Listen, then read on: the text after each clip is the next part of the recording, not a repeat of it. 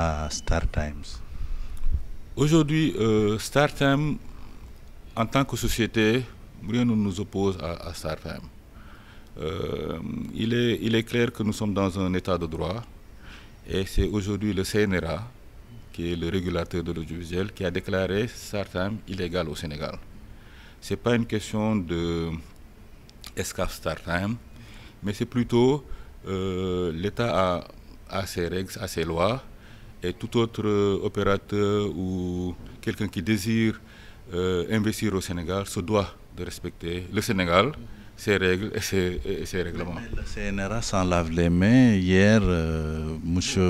Babacar Diagne, le président du CNRA, dit voilà, renvoyer ces deux parties-là, qui sont des privés, à des institutions plus habilitées.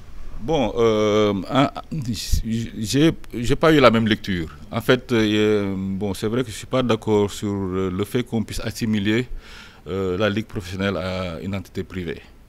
La Ligue professionnelle est une association qui est délégataire d'une mission de service public. Donc le contrat entre StarTimes et la Ligue professionnelle doit respecter les règles établies par le Sénégal. Je suis quand même également déçu de certains propos qui ont été tenus là-bas, mais il faut que la loi reste égale à tout le monde. Nous ne sommes pas aujourd'hui opposés à ce qui est des intervenants dans l'audiovisuel au Sénégal, pour peu qu'ils respectent les lois. Aujourd'hui, nous avons fait un investissement assez important pour pouvoir accepter ou même éventuellement même permettre à ce que des gens foulent nos lois et règlements sous prétexte qu'ils ont signé avec la Ligue professionnelle et qu'on leur doit leur donner de facto l'autorisation d'exercer. Je pense que c'est plutôt l'inverse. Il y a également un minimum à respecter. Et le minimum, c'est déjà de reconnaître ses erreurs. Ça, j'ai entendu le président Saher Seck dire...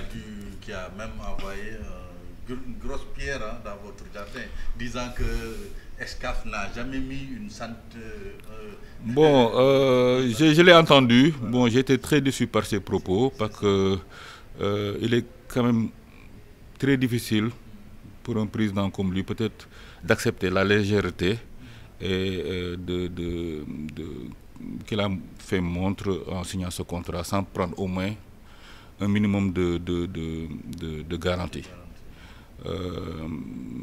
J'ai vu également qu'il s'est transformé en directeur des relations publiques de StarTimes, qui va démarcher l'ensemble des autorités pour que ces autorités puissent accorder une autorisation, une convention à StarTimes. Bon, je trouve que c'est vraiment dommage qu'on en arrive à ce que des responsables puissent oublier que la loi est la loi, quel que soit par ailleurs les intérêts crypto-personnels ou d'ordre général qu'on peut avoir. Être le patron du football local sénégalais et tenir ces propos me semble déplacé et inapproprié. Mais vous, où est-ce que vous êtes prêt à aller? Où est-ce que vous êtes prêt à aller pour, disons, pour régler ce différend-là avec StarTimes? Nous, on n'est pas... Écoutez, nous, on a fait ce qu'on pensait être notre devoir. Aujourd'hui, une autorité qui déclare que telle structure est illégale au Sénégal, qui est quand même le patron de l'audiovisuel entre guillemets au Sénégal, qui affirme que StarTimes est illégal, je pense que ça devrait suffire à classer un dossier ou à ce que les autorités prennent des décisions pour mettre fin à cette illégalité. Que la RTP également demande à ce que StarTimes puisse se conformer en produisant une convention et un cahier de charge devrait suffire, même à la Ligue, de dire stop, on attend de voir plus clair. Est-ce que vous pensez qu'ils sont obnubilés par les 6 milliards que StarTime va injecter dans le foot sénégalais? Oui, le président Saher Seck pense que s'il n'y a pas StarTime dans le football sénégalais est mort. J'en suis bien malheureux pour lui. Parce que ça prouve qu'il a des limites par rapport au développement du football et que pour lui, il y a la diarna. Aujourd'hui, je préfère qu'il prenne de la hauteur, qu'il mette le football sénégalais dans la légalité. C'est-à-dire aujourd'hui, choisir des personnes qui respectent le Sénégal, qui respectent les lois du Sénégal. Et il y a un minimum aussi, c'est-à-dire si il avait lancé un appel d'offres, comme ça se fait partout dans tous les pays qui se respectent, hein, peut-être qu'il aurait trouvé à l'intérieur du Sénégal des enfants de ce pays qui aiment le football autant que lui, qui pourraient investir dans le football, au même titre que StarTime.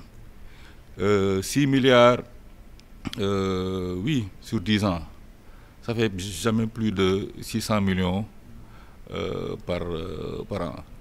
Ils ne puissent pas croire que 14 ou 15 millions de Sénégalais amoureux de football, qu'il n'y ait pas des entreprises qui soient capables d'investir dans ce secteur. Mais est-ce qu'on leur a laissé la possibilité de se manifester? Dans tous les pays du monde, on fait un appel d'offres. C'est le minimum. Et quand on fait un appel d'offres et que les enfants du pays ne participent pas, on peut se permettre de dire tout ce qu'on veut. Je ne vais pas dire aujourd'hui Excaf a les moyens de faire 6 milliards dans le football, je ne les ai pas.